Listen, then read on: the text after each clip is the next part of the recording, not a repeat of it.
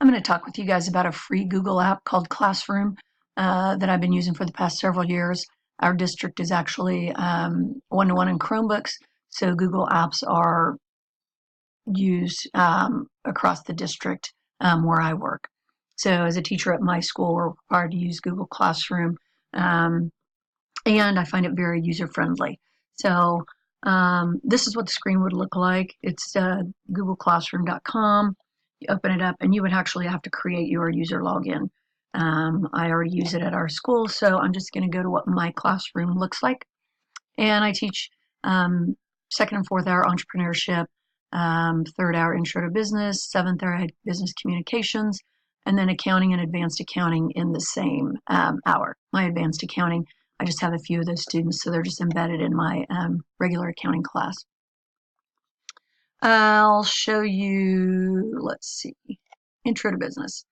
When you select the class, here's all the assignments that I had. I haven't cleaned this out from spring semester, so I'll have to get busy doing that when I get back to school. But here's where all your assignments are. So students can click on type of businesses.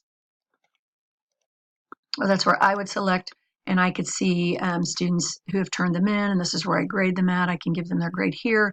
Actually, I just submit that right into PowerSchool. I don't grade it here and then grade it there. It's double the work.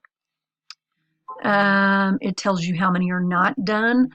Sometimes these students, I let them turn them in paper format as well. Sometimes my students don't like being on technology, surprisingly. Sometimes they're on their phone, but they don't necessarily like typing on the Chromebook. So I do let them turn it in paper format. So just because you're seeing here 6 not done doesn't mean they hadn't turned it in. Students. Here are all the students I had in my class. You can select a student and then hit these dots, and it would say email student. You can email their guardians.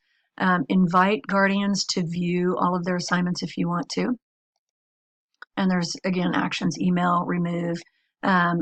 This I would use in case a student moved out of the district, transferred to another school. I would just remove them from my class.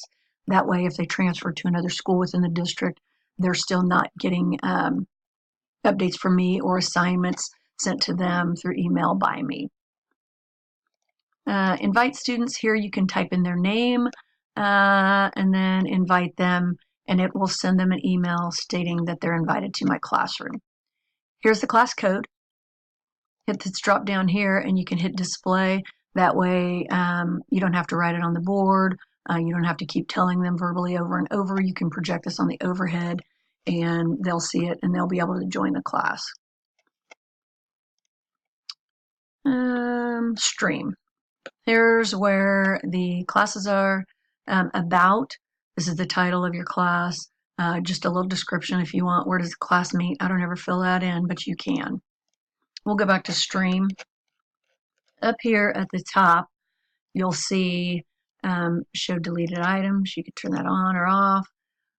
Here I have only teachers can post or comment. If you hit this drop down, you can say students can post and comment, or students can comment only. So that's if I comment on an assignment, they can comment back to me.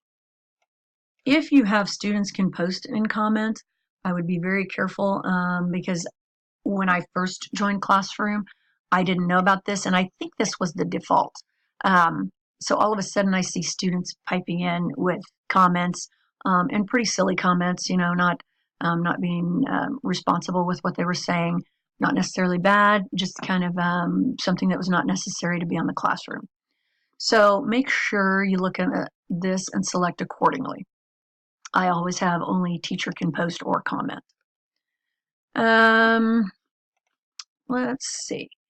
To add an assignment, hit this plus and create an announcement. You can have an announcement for your students, create assignment, create question.